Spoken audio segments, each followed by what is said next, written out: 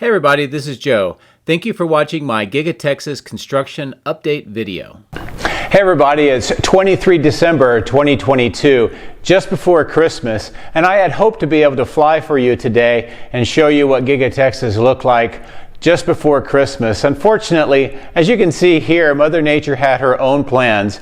A very large and a very cold storm came from the north part of the United States down through into Texas, and the winds and the temperatures are just really not suitable for safe flying here at Giga Texas today. So I'm sorry about that. And by the way, for those of you that say, oh wait a minute, I have a lot more snow or it's a lot colder where I'm from, you should be able to handle that. Trust me, I've lived in places that have a lot more snow than you're having right now. And I've been in many parts of the world that are by far colder than where you're at right now. So it's not really about me not being able to fly at Giga Texas. It has everything to do with the drone. Really cold temperatures and high winds and a very large construction site do not mix very well. And so instead, I thought I would do something a little bit different to help celebrate Christmas and give you a bonus video. So what we're going to talk about, as you can see here, are two subjects that I get a lot of questions about. One is I'll give you an overview of some of the nearby roads in and immediately around Giga Texas, just so you can kind of get a good context of what is around the construction site. And then the second is I got a lot of questions about what are they doing with the main entrance, how many times have they rebuilt it and demoed it and trying to do something different. So I'm going to go ahead and show you what has happened throughout 2022, starting from the original construction and how it appeared, and then work through several key events through 2022 up until just now of how it appears. And hopefully you'll enjoy these two topics on this particular video today. So again, thank you very much for watching, for all your support throughout the year. I do very much appreciate it. I hope that you and your family are able to spend this Christmas together, and I hope you have an outstanding holiday season. As always, thank you very much for watching. I appreciate it. And let's get into the discussion. A special thank you to all of my outstanding Patreons for your continued encouragement and support. Patreon members get access to hundreds of high-resolution photos, previews of the future material, and direct dialogue with me. If you would like to support my channel, please consider becoming a patron using this link, which is also in the video description. Please also consider hitting the like and subscribe buttons, as this helps as well. Thank you. So we'll start off with the nearby roads in and around Giga Texas. Now, in a previous video, I've talked about the larger area around Giga Texas and a lot of the infrastructure, some of the key facilities, and some of the main roadways. But for this particular discussion, I've had several viewers ask if I can talk about each of the individual roads right next to the factory. So that's what I will do. So as you can see, there's this inset map, and I have all of these various roads and the highways, and a list on the left-hand side of which ones we're going to talk about. So I'll go through each one quickly individually. We'll start off with State Highway 130, and you can see that in the yellow and with the yellow arrow. This is the main road that you see often in drone videos that appears to run north to south in the middle of Giga Texas's main property. In fact, it cuts it in half, with most of the construction and the main factory on the eastern side. Now, State Highway 130 is a toll road, and it does not belong to Giga Texas despite its location on the property. It was first opened to the public in 2012. It was listed as the fastest legal road in the United States with a speed limit of 85 miles per hour or about 135 kilometers per hour. And its main purpose was to reduce the traffic that was building up on Interstate 35 that runs between San Antonio and Austin. The next road we'll talk about is Farm to Market 973, and you can see it in red with the arrow. And it generally forms the western boundary of Giga Texas's property. It intersects State Highway 71 on the south end near the Austin-Bergstrom International Airport, and it generally runs north to the south along the eastern city limits of Austin, crossing State Highway 130 on the north end at or near Manor, Texas. The third road is on the north end. This is Farm to Market 969 and generally forms the north boundary of the Giga Texas property. It begins just to the east of Interstate 35, which itself runs through the middle of Austin, continues through nearby Weberville, and then connects in the far east to State Highway 71. The next road is Tesla Road, which was formerly called Harold Green Road, and originally it serviced the Martin Marietta batch plant and the sand and gravel mining that was going on in this region. It connects to Farm to Market 973 on the east side, and eventually, as you can see by the inset map, it will continue through to the east side of the Giga Texas property near the Colorado River. On the southwest portion of Giga Texas property, a new road was constructed last year. It's called River Road, and you can see it in the blue with the arrow. It connects to Farm to Market 973 on the west side, continues under State Highway 130, and services the south part of the construction area. Also, in the inset map, you can see eventually it will continue around the Colorado River and connect up with Tesla Road on the northeast side.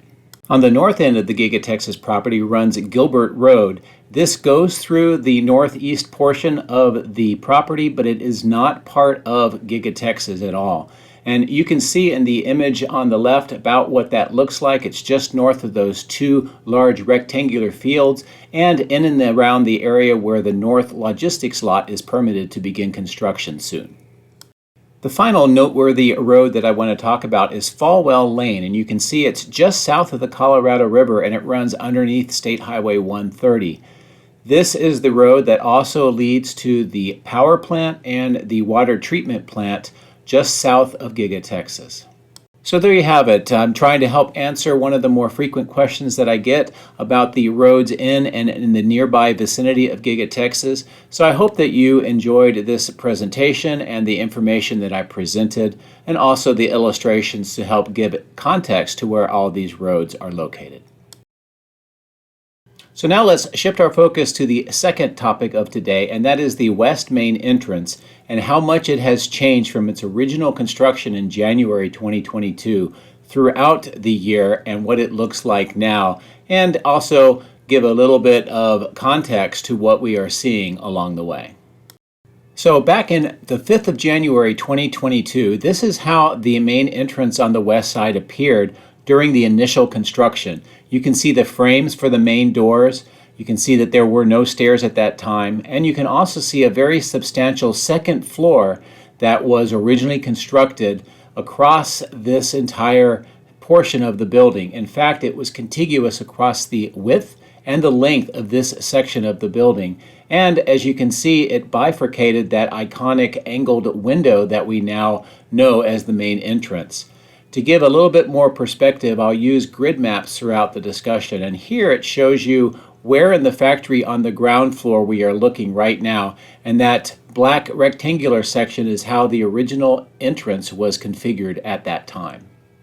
Now let's fast forward to 7 April 2022 when I got a chance to go inside at the Cyber Rodeo, and I took this image from just inside the glass doors and the windows, and you can clearly see how this section appeared after the initial construction was generally completed. As you can see by the yellow highlighted area, the original second floor structure was quite substantial, and it kind of ran the entire length of this section, provided a relatively low roof, and it stayed this way until the reconstruction effort happened in October. Here is a grid map showing you by that yellow X where this photo was taken, and the arrow helps highlight that as well.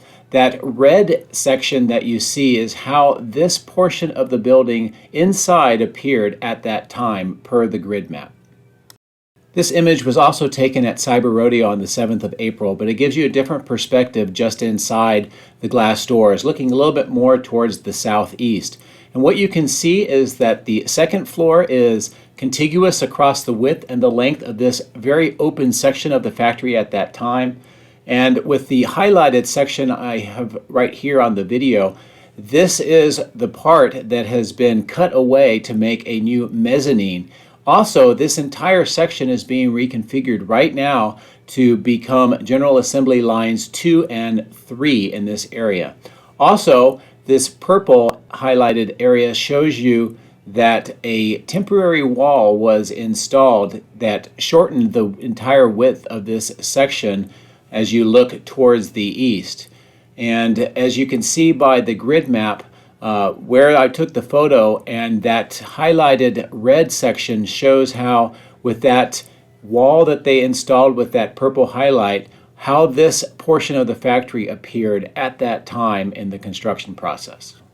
I also wanted to show you this. It's kind of a look ahead till after the work began in October 2022. This green wall section that I'm showing you here will be added, and it's part of that grand entrance reconfiguration. Also, behind these green wall segments will be where the General Assembly 2 and 3 lines are constructed. This map shows you the second floor elevation of the factory, and what I'm highlighting here is that red inset section is more of the second floor roof that will eventually be cut out and is part of a reconfiguration effort that will allow General Assembly lines 2 and 3 to extend from the ground floor up through the second floor. So let's get back to see how this area has changed from the inside a little bit later. And this is an image that was taken on the 4th of August during the Cyber Roundup annual shareholders meeting. And this place had been reconfigured once again as a temporary space for all of the public attending that particular event. As you can see on the yellow highlighted section, that second floor was still in place, and you can see just how substantial the beams are that are supporting that entire floor above this main entrance area. The purple are temporary walls that were installed for this particular annual shareholders meeting and some of the displays. At this time, behind those purple walls, there was actually construction already underway for General Assembly lines 2 and 3 that the public did not see. This inset grid map gives you an idea where the photo was taken with that yellow X, and you can also see the small red box in that black area. That's about all that was open to the public at this particular time. This image was also taken on the 4th of August during the Cyber Roundup, and what I want to show you besides the Cybertruck is how this area was reconfigured and how it is very different than what we saw at the Cyber Rodeo and how much smaller it is now during this particular event. As you can see, the yellow highlighted section is that second floor that was still in existence, and you can see just how substantial it was located. And you can also see on that column B50, that is the grid coordinate that this photo was taken at. You can also see these purple inset walls. Again, these are the temporary walls that were installed for this particular event. But behind those walls, there was already construction that was ongoing to begin fitting out and changing this section for General Assembly lines 2 and 3. This inset grid map shows you exactly where this photo was taken and where it appears. This grid map is on the ground level of the building, just to give you a context of where this is taken. So now let's fast forward to what this section looks like today. In fact, these images were taken on the 21st of December. And as you can tell, a lot of work on the inside and outside to reconfigure this entire section for a proper headquarters entranceway. And you can also see that there's apparently some sort of work going on the ground slab as well inside the doors. Now the yellow highlighted areas show you how much of that second floor has been cut away and reconfigured to turn this into a multi-level main entrance for the Tesla headquarters. In addition to that, you can see this green wall has been added, and I believe this is now a permanent wall and will kind of both frame out the main entrance area but also divide it from General Assembly lines 2 and 3 that are set up behind that wall and extend the entire length of the building. Now with this inset grid map, this is a ground level view of the factory, and you can see the arrow with that red section. This is now how this ground floor has been reconfigured, and you can see it's significantly larger than it was originally. In addition to that, this is a second floor level, and you can see that red area with that white inset. That white inset is where they have removed several sections of the second floor, and they've now installed a lot of racking systems, machinery, and other equipment that extends from the ground floor through the second floor to support General Assembly lines 2 and 3. So there you go, about a year's worth of construction, reconfiguration, and changes of the west main entrance and how it has evolved since January when it was first under construction to what we see here now in December as it's been reconfigured into a Tesla headquarters main entrance rather than just a factory main entrance. We also talked a little bit about the grid maps as well, and I hope that you found that discussion helpful. Now, if you would like to know more about the grid maps and see all 4 floors and how the entire factory is laid out, I did a separate video on this on the 27th of November 2022, as you can see. And if you would like to have a lot more detail and some more examples of the interior of the factory reference to this grid, I would recommend you take a look at that video.